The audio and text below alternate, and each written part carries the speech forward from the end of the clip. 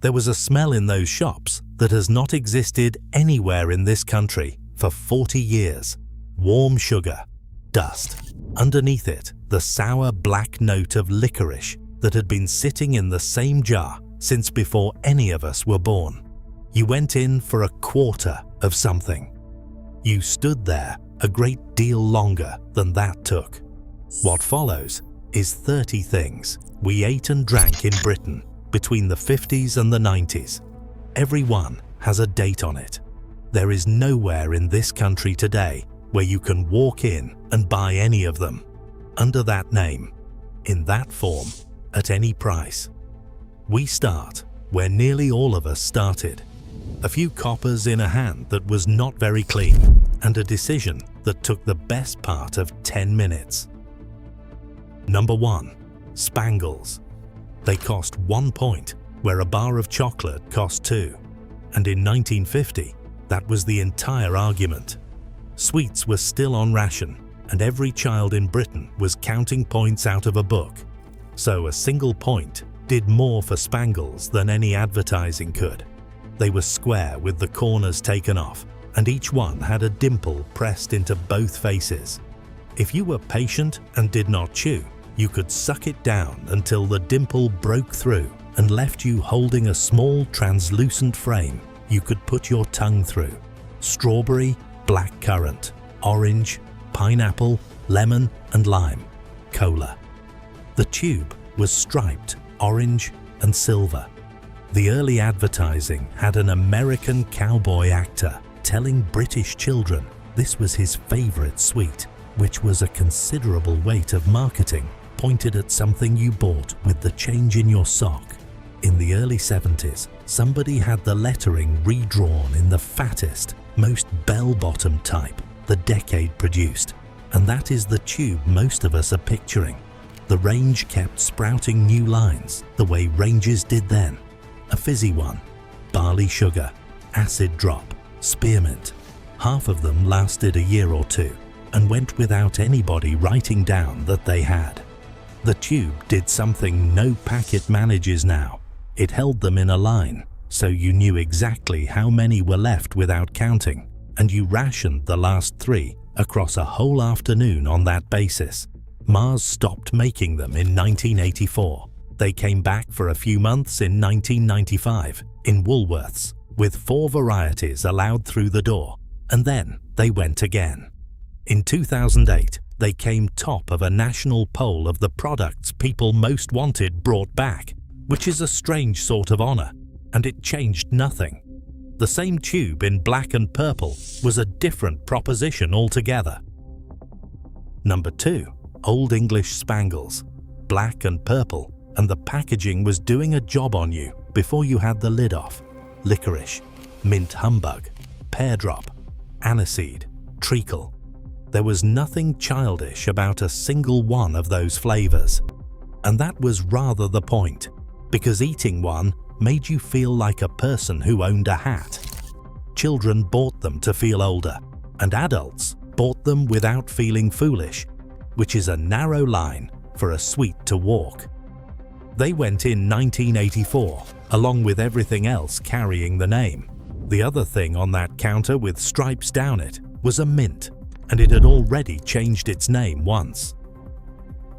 Number 3. Pacers. There was an earlier name on that wrapper, and it catches people out to this day. They began life as Opal Mints, off the same production as Opal Fruits, and around 1976 they were renamed and given 3 green stripes down the length of each white chewy mint. The advertising filled up with people in green and white kit being wholesome at one another. 2 mint freshness, they called it, which meant nothing and worked anyway. They were chewy rather than hard, which put them in a different category altogether at school, because a hard mint could be heard from the front of the class and a chew could be got away with behind a hand. In Glasgow, there was a spell when the Celtic side got called the Pacers because the kit matched the sweet. That is the sort of afterlife a product cannot buy. They were discontinued in 1985. The roll in the other pocket was doing damage of a different kind. Number 4. Toffo. There were 3 of them, and everybody had a preference they would defend. Plain, mint, and the assorted one, where you got apple, strawberry, pineapple, banana, never in the order you wanted. There was always one flavor in that roll somebody in the family would trade you 2 of anything for, and the negotiations were conducted seriously. It came in a paper roll with a foil lining, and the correct method was to push one up from the bottom with your thumb rather than unwrap the whole thing. Nobody taught you that. Everybody did it. It was the sweet that took your fillings out. Everybody over a certain age has a story about that, and a dentist who agreed with them at the time. It outlasted almost everything else in this list. It was discontinued in 2005. All 4 of those came out of a jar or off a tray, and the way they got into your hand is the 5th thing here. Number 5. The quarter, from the jar 4 ounces. Nobody now under 30 could estimate that if you handed them a scoop and asked them to try. It was weighed out in front of you on brass scales with the little flat weights stacked on one side, tipped off the pan into a bag, and the bag turned twice at the corners so it held. If he had gone over, you kept the over. If he had gone under, he put another one in and said nothing about it, and you understood that a small kindness had been done. The bag itself was a flat sheet, folded and gummed down one side, with no bottom to speak of until he opened it out with a flick of the wrist against the counter. That flick is a lost skill. Nobody teaches it because nobody has needed it since. On the 1st of January 2000, the pound and the ounce stopped being lawful as the main unit for anything sold loose from bulk in this country. The brass came off the counter. You can still ask for a quarter and a decent shop will still know what you mean, but the weighing, the pause, the man deciding whether to be generous is not something the law makes room for anymore. We got braver as we got older, and braver meant the display behind him. Number 6. Aztec. There was a purple on British counters between 1967 and 1978 that was darker and more serious than the purple on everything else in the range. Nougat and caramel under milk chocolate, sold as a feast of a bar, aimed squarely at something that had been on sale in this country since 1932 and had no intention of moving over. It ran in cinemas.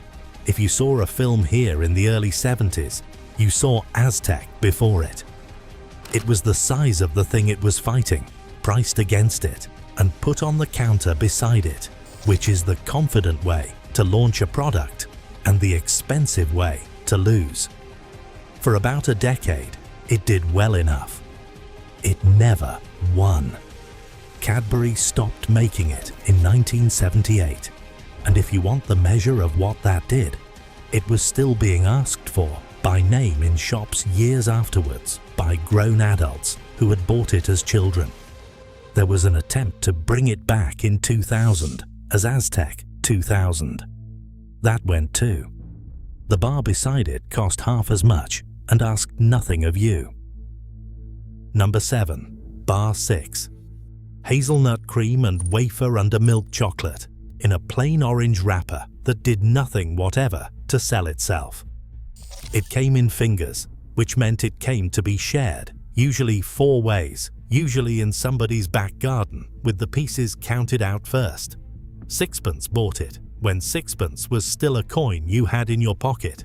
Nobody can give a straight answer about when it stopped, which tells you how quietly it went.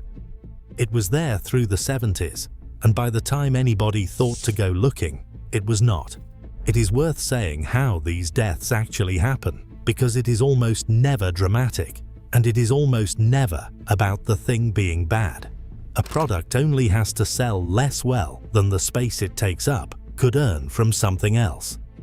A firm looks at a shelf, the shelf has a price, and a bar that 100,000 people love goes because a bar that 400,000 people quite like earns more from the same 6 inches.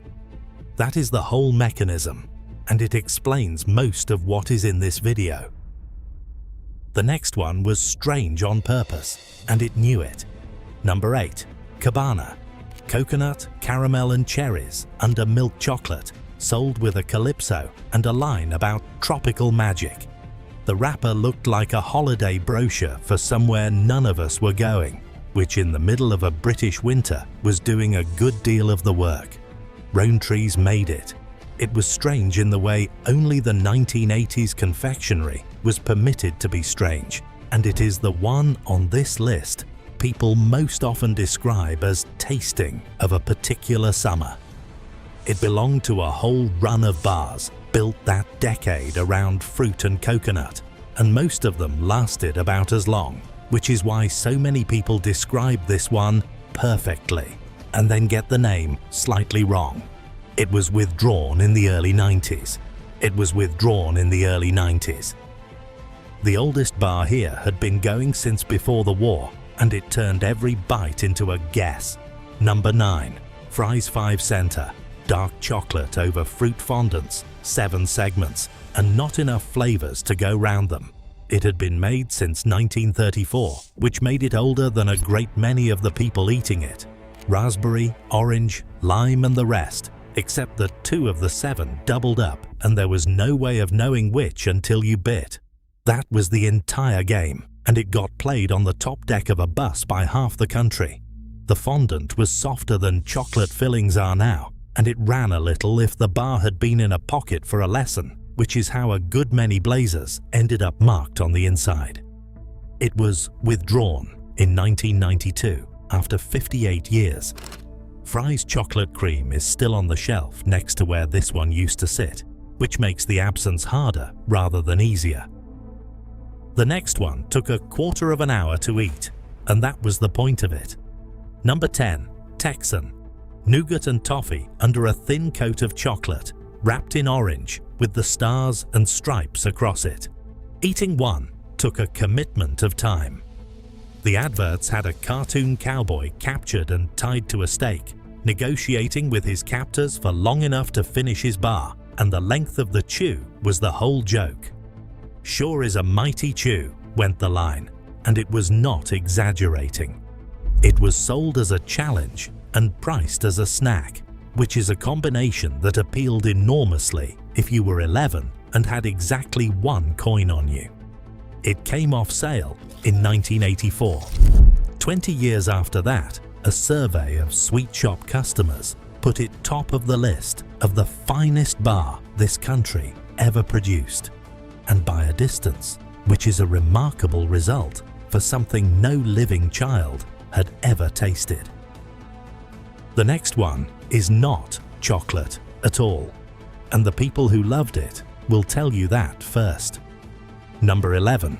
Caramac. There is no cocoa in it. That is the opening line of every conversation anybody has ever had about it. Macintoshes launched it in 1959, and the name is the 2 halves of that fact pushed together. It never behaved like chocolate, never melted like it, never tasted remotely like it, and it went soft in your hand faster than anything else on the display. The people who loved it with a seriousness completely out of proportion to the object. It came flat in a bright yellow wrapper, and it snapped rather than broke. The smell, when you opened one, did not resemble anything else in that shop, and it is the detail people reach for first when they try to describe it to somebody who never had one. It was discontinued in November 2023 after 64 years, and the reaction told you the average age of the people who had never stopped buying it. It went in the same year as the smallest thing on that display. Number 12. Animal Bar. 2 creatures molded into the surface with their names beside them, and a game printed inside the wrapper. It launched in 1963. It was small, and it cost very little. Very often, it was what a child got when there was not enough for anything else. which is precisely why a certain sort of person remembers it with more feeling than the expensive ones. You checked which two you had before you ate it. Everybody did. 60 years of that, and then in 2023, it stopped. Chocolate at least announced itself. The thing we ate more of than any of it came in a bag that told you almost nothing, and the best part was loose in the bottom. Number 13. Smith's Crisps. Frank Smith and a partner started the trade in 1920, selling round North London out of greaseproof bags with the salt dropped in loose. The bag was paper and the top of it was turned over rather than sealed. Inside, somewhere, was a twist of waxed navy about the size of a thumbnail, and it never once fell into your hand when you wanted it to. You had to go in after it, down through the crisps, with your fingers already greasy. About a third of the time, it had worked itself into a corner and split. So you got the lot in one mouthful with your eyes watering. Sometimes there were two. Sometimes there were none at all, and you ate the bag plain and felt cheated by the world. The reason it was done that way was pubs. A man with a pint needed something to do with his hands. By the middle of the 30s, Smiths were making the overwhelming majority of every crisp eaten in this country. This is where we did something nobody else did, so it is worth saying plainly. Britain put the flavour on the crisp. Golden Wonder started it in Edinburgh in 1962 with cheese and onion. Smiths answered with salt and vinegar nationally in 1967, and after that it went properly silly. Prawn cocktail, smoky bacon, Worcester sauce, sausage. Somebody put hedgehog on a bag, and enough of us bought one that it stayed on sale. The company changed hands in 1982 and again in 1989, and the new owners had a second British crisp brand in the same cupboard and put their weight behind that one. Smith's Crisps were phased out here in 2003. The oldest name in the trade folded into a competitor it had once dwarfed. It took another name down with it that year, and in the Northeast, that was the heavier loss of the two. Number 14. Tudor Crisps. Sunderland, 1947, and at its height, it held something close to 2/3 of the market across the Northeast and Scotland. It moved to Newcastle, and it backed flavours nobody else would touch, years before the rest of the country caught up. It ran an advert about a paperboy bribed with a canny bag of Tudor to carry the papers up a Gateshead tower block, and there are men in their 60s who can still do all of it, word for word, including the pauses. It was a regional brand in a country that was only just beginning to have national ones. For a long stretch of years, you could tell where somebody had grown up by which bag they reached for without looking. It was phased out in 2003 in the same clear-out that took the parent name. Pop came in glass and came heavy, and the first of it was not carbonated in any way you would recognize. Number 15. Cresta. It came out of the bottle already frothing, which is why it went up your nose differently from everything else. Strawberry, lemon and lime, pineapple, orange, with blackcurrant and cream soda added later. It was sold by an animated polar bear in sunglasses who was trying very hard to be cool and failing at it on purpose in a run of adverts that made no sense whatsoever and got repeated in playgrounds for a decade afterwards. There is one line here a good number of you will say out loud before I finish saying it. It's frothy, man. It came in a glass bottle with a foil top, and you got it at a party, or on holiday, or as a bribe for sitting still somewhere. Almost nobody simply had it in the house. On sale from the early 70s through to the early 90s, and then not. The next one was green, and that is the first thing anybody says about it. Number 16. Quatro. 4 fruits in the can: pineapple, orange, passion fruit and grapefruit, with the design cut into quarters to make the point. It looked like nothing else on the shelf, because nothing else on the shelf was that color, and for a certain age of child, that was the entire recommendation. It arrived in 1982, and it was gone by 1989. 7 years. It was aimed at teenagers rather than at children, which was a newish idea at the time, and it came in a can when a can of anything still felt like a small extravagance. A great many of you had it exactly once at somebody else's party and have remembered the colour for 40 years. The one that hurts is Welsh, and the scale of it has been almost entirely forgotten. Number 17. Corona. 2 grocers in the Rhondda began making mineral water at Porth because the temperance movement was strong in the valleys and there was a living in supplying people who were not drinking. Thomas and Evans started with a horse and a wagon and a man going door to door since the pubs would not stock him. It grew into 87 depots and factories spread across Britain. Dandelion and burdock, cherryade, limeade. Every bubble's past its physical, said the adverts, and the whole country said it back at them for 20 years. Glass changed how you drank it. A bottle was heavy and it was cold, and it had a weight in your hand that a can has never managed. It sat in a wooden crate in the porch with the others, and you were told repeatedly not to swing it, and you swung it. The company was sold in 1958 and sold again in 1987, and the Porth plant closed that year, with production moving across the border into Lancashire. The brand stopped trading altogether in the late 90s. The factory building at Porth is a recording studio now, which is a kinder ending than most of the things here were given. The bag went with us to the shop, and on a Friday, it went somewhere else entirely. Number 18. Chips in newspaper. The window was steamed from the inside, and you could see nothing through it except shapes moving about. You could smell it from the corner. Hot fat and vinegar and the particular sweetness of potato going into oil. The queue went out onto the pavement in the cold, and nobody minded standing in it, because that shop was the warmest place on the street. Inside, the range took up the whole back wall in stainless steel. There was a man in a white coat with a scoop the size of a coal shovel, and the baskets came up out of the oil, got shaken twice, then tipped. He salted from a height. The wooden fork had 2 prongs, and it broke on the 3rd chip. The vinegar sat in a bottle with a metal top full of holes that had never once been washed in living memory. The salt drum was screwed down to the counter because it had a habit of leaving otherwise. Then the wrapping.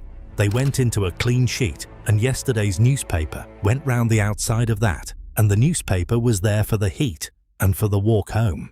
The grease came through both layers by the time you reached the end of the road. You picked the corner open and ate them standing up with the bag warm against your coat, and every single one of us will tell you they tasted better that way. Now, the story most of us have heard is that it was banned outright on a particular date by an order from somewhere. The record of the period describes something slower and a great deal less dramatic. There was a European rule from 1976 setting out that anything touching food must not alter what it touches, and newsprint altered it. And through the 80s, the practice faded shop by shop as those rules tightened, and as chip shops worked through the last of the paper they had. There was no morning when it stopped. There was a decade during which it did, and most of us never noticed the year our own shop gave it up. The thing that went on top of them had no price on it at all. Number 19. Scraps. Bits of batter that broke off in the fryer and floated, scooped up and heaped on for nothing. They were scraps in one town, bits in another, scrumps further south. And it was never every shop, and it was never a right. That is exactly why being given them mattered. Regulars got them. Children of regulars got them. You asked for a bag of something that had no price on it, which meant you were asking for a favor, and children understand favors a great deal better than adults give them credit for. Many of you will remember precisely which shop in your town did that and which one made you ask twice. Mushy peas belong beside them in a pot with mint through them, poured over rather than served alongside. If you grew up south of a certain line, you will be wondering what the fuss is about, and that is fair enough, because this was never a national dish and never pretended to be. The pub down the road had worked out the same trick with a basket. Number 20, chicken in a basket. An inn at Withington in Gloucestershire in the early 60s, and it started as the answer to a problem. The problem was how to serve hot food in a room with no kitchen and no cutlery worth the name. Half a chicken, chips, a wicker basket with a paper napkin in it, and nothing much to wash up at the end of the night. Scampi arrived beside it on the same board, in the same basket, with the same tartare sauce, in the same small plastic pot. The basket was the whole innovation. It carried the food, it drained it, and it went back through the hatch to be wiped rather than washed, so a room with no kitchen in it could feed 200 people on a Saturday night. What it turned into was an entire circuit. Working men's clubs and cabaret rooms, the length of the country, booked acts and served that, and the circuit took its name from the food. If you were working it, you were somewhere in the middle of the bill, and you knew exactly where. Go to a club on a Saturday in 1974, and there was a concert secretary, bingo before the turn, and a compere who had done that job every week for 11 years, and the food came out through a hatch while the act was setting up. By the late 80s, it had gone. The room did not close because the chicken went. The chicken went because the room did. The other thing on that board looked 400 years old and was younger than most of the people eating it. Number 21, the ploughman's lunch. Bread, cheese, pickle, an onion on a board. It looks ancient. It is not. In July 1956, a bulletin published by the brewing trade described a body called the Cheese Bureau, set up to popularize cheese, and, in its own words, the public house lunch of bread, beer, cheese, and pickle. Rationing had ended 2 years before, and the cheese trade was flat on its back. Through the 60s, it was pushed nationally, with show cards printed for bar tops up and down the country, announcing the traditional ploughman's lunch. It came with butter in a little foil pat and a pickled onion that had been in that jar a very long time, and it cost about what a pint cost. For a lot of men, that was Saturday dinner, and there was no shame in it. It was invented, named, and promoted inside our own lifetimes, then sold to us as heritage. We bought it. We were right to, because it was a very good lunch. The statutory board behind that campaign was wound up on the 1st of November 1994, after 61 years. The cards came off the bars along with it. The tin came down off the top of the cupboard, and that was the rest of the week. Number 22. Trio. 3 chunks joined together. A biscuit base, soft toffee cream on top, thick milk chocolate over the lot. It arrived in the 80s, and it did not last anything like as long as it should have. The advert had a cartoon girl in a swimming costume demanding one immediately and at volume. And if you are the right age, you have just heard her, and you will hear her again later today. 3 chunks meant it could be broken along the lines and shared or eaten in 3 separate sittings by a child of unusual discipline, and nobody in recorded history managed the second of those. It was discontinued in 2003. It came back for a short run in 2016 after enough people asked, and then it went again, and it has stayed gone. The tin it came out of had a picture on the lid of somewhere none of us had been, a cottage or a coaching inn or a harbour with boats drawn up. Inside was a paper tray with sections, and the good ones went in the first 2 days. The one that lasted longest in the lunchbox went in a single announcement in 2024. Number 23. Breakaway. A plain oat biscuit under chocolate, and it was in lunchboxes in this country for decades. It was nobody's favorite, and it was in every cupboard, which is a harder trick than it sounds, and a more fragile one. It went into the shopping without discussion, week after week, and it came out of the tin when the good things had gone. It was discontinued in 2024, and the reason given was that not enough of us were buying it. That is very often the reason given. It is worth sitting with for a moment, because it means we did it. We stopped picking it up. Nobody took it off us. It did not go on its own. Number 24. The Yorkie Biscuit Bar. The same announcement took a second one off the shelf on the same day. It had been there long enough that nobody in the house remembered choosing it. It arrived in the shopping because it had always arrived in the shopping, which is how most of the food in most British kitchens got there for about 40 years. Both went in 2024 for the same stated reason in the same sentence. The freezer lost something bigger, and everybody names that one first. Number 25. Arctic Roll. Sponge wrapped round vanilla ice cream with a seam of raspberry running between the two. It was invented in the 50s by a man who had come here from what was then Czechoslovakia, and he set up in Eastbourne in 1958 to make them. It came out of the freezer harder than it had any right to be, and it got cut into rounds with a knife run under the hot tap first, and the first slice was always the ugly one. At its peak in the 80s, more than 25 miles of it were sold in this country every month. 25 miles. It turned up at birthdays, at Sunday tea, and at the end of a Christmas when the trifle had run out. It was the pudding you were given when a pudding had not really been planned, and there is no higher compliment available to a frozen dessert. Production stopped in 1997 when the sales collapsed. It came back in December 2008 behind a large campaign and sold 3 million boxes inside a few months. Because money was tight that year, and it was cheap, and it was familiar. Then the sales fell away a second time, and the listings went one by one. Go looking for it now, and what you will find is recipes. The biggest thing on this list was never sold in a shop at all. Number 26. The school pudding and jug.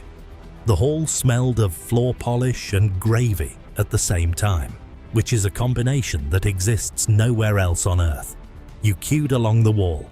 It came in on a trolley from a kitchen that was a separate building across the yard in metal containers with lids that came off in a cloud of steam, and 2 children from the top year had the job of carrying things and considered it a promotion. The trays were metal with compartments pressed into them, and the sweet compartment sat next to the main one. So the custard ran into the gravy about a third of the time, and you ate it anyway. Semolina, tapioca, which half the country called something a good deal less polite. Spotted dick, jam, roly-poly. Sponge with a spoon of jam sunk into the middle of it. Pink custard on chocolate sponge, which nobody has ever been able to justify, and which several million of us would eat again tomorrow. And the jug. Always the jug, coming down the line with a skin across the top that the dinner lady broke with the ladle before she poured. Those women were somebody's mother from 3 streets over, whatever the paperwork called them. They knew which children were not getting a great deal at home, and the second helping went where it was needed without anybody being told, and without anybody being made to feel it. There was milk as well, in a third of a pint bottle in a crate by the radiator in winter, and warm by 11. It did not all go at once, whatever you have been told. Secondary schools lost theirs in 1968. The over 7s lost theirs in 1971. The people who remember it going twice are right. Until 1980, a local authority had a duty to provide a school meal. That meal had to meet a minimum nutritional standard, and it had to cost the same in one town as it did in the next. The Education Act, 1980, removed the duty for most children, removed the minimum standards, and ended the national price. Take-up had already been falling for years. After that, it fell a great deal faster, and within a few years, the pudding and the jug had gone from most of the country. Anybody can make semolina, and a good number of you have, and it was not the same, and you knew it would not be. What went was the room, and the noise of 200 children, and the fact that it arrived in front of you, whether your family had had a good week or a bad one. By then, the shop that had sold us most of this had already changed. Number 27. Broken biscuits. The tins stood open along the front of the counter, and you had them by the quarter into a bag. At the bottom of each tin were the ones that had snapped, and those went cheap. A bag of them was one of the great bargains of British childhood, because the good ones snapped every bit as readily as the plain ones did. So what you were buying was a gamble weighted in your favor. Every one of those tins had a lid that never went back on properly once it had been off, and the shopkeeper knocked it down with the flat of his hand without looking at it. There was a hierarchy in those tins that everybody understood and nobody had ever written down. The chocolate-covered ones sat at the front and were priced accordingly, and the plain oval ones at the back were what you got when the week had been long. You cannot buy a broken biscuit now. There is nowhere left to break them. The other thing on that counter with a value of its own was an empty bottle. Number 28. The deposit on the bottle. There was money on glass in this country, and you got it back when you carried it in. Children worked that seam hard and worked it professionally. You went round the back of the pub, or you asked at doors, or you simply drank what you were given and kept the empty. The empties went back over the counter and came out as coins, and the arithmetic was the first arithmetic a lot of us did voluntarily. The bottle had the name molded into the glass rather than printed on it, which is why so many of them have survived on window ledges and in sheds, outliving the drink that came in them by 30 years and more. It taught an entire generation that a container had a value of its own. Then the container stopped having one, and nobody sat any of us down to explain that. They arrived the same way they left, on a lorry, on a fixed day. Number 29. The pop round. A lorry came to the door with crates on it, and you heard it before you saw it. From the rhythm of the glass, you could tell whether he was 2 doors away or 6. A man carried the crate up your path and took the empties off you on the same trip. 87 depots did that for one company alone, and every one of those rounds had an order on it that had not changed in years because nobody in the house had thought to change it. The order lived on a card in the cab of the lorry. If you wanted it changed, you told him at the door. He changed it there and then, and it stayed changed. You did not go out and buy pop. Pop came to you on a fixed day, and it was the only delivery of the week that children cared about. There was another man in this story who never came to the door, and every one of us went to him instead. Number 30. Being served. You stood on one side of a wooden counter and asked, and a man on the other side went and got it. Cheese came off a block with a wire. Bacon went through the slicer, and he asked you how thick and remembered next time. Sugar was weighed into a bag in front of you. Butter came off a mound and was patted into shape with 2 ridged wooden paddles, and there is a generation for whom that sound is the sound of a Saturday morning. There was sawdust on the floor at the butcher's and a ledger under the counter at the grocer's, and in a great many streets, a book with your name in it, where the week went down and Friday settled it.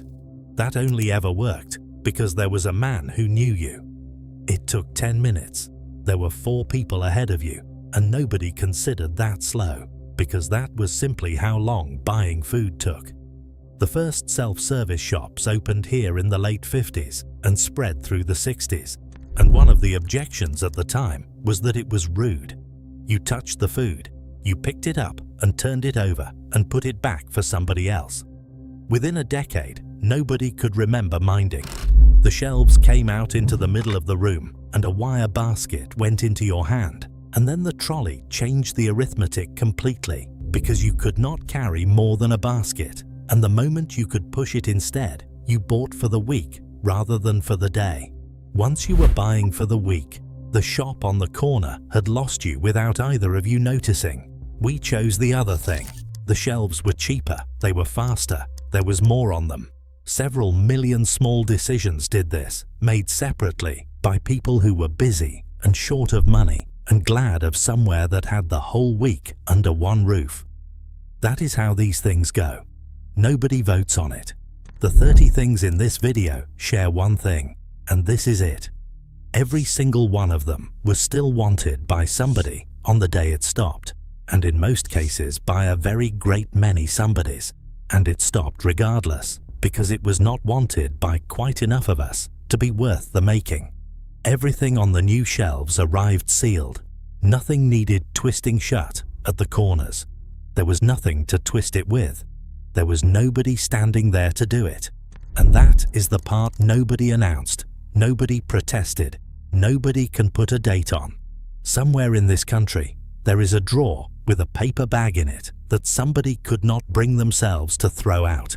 Faded orange stripes, or a name that has not been printed for 40 years, folded flat under a tea towel, or pressed into the back of a biscuit tin that has not held a biscuit since the 80s. We kept the wrong things. We kept the wrappers and the tins and the empty bottle with the name molded into the glass, and we did not keep the shop or the man behind it or the 10 minutes he took over it. The bag was never worth anything.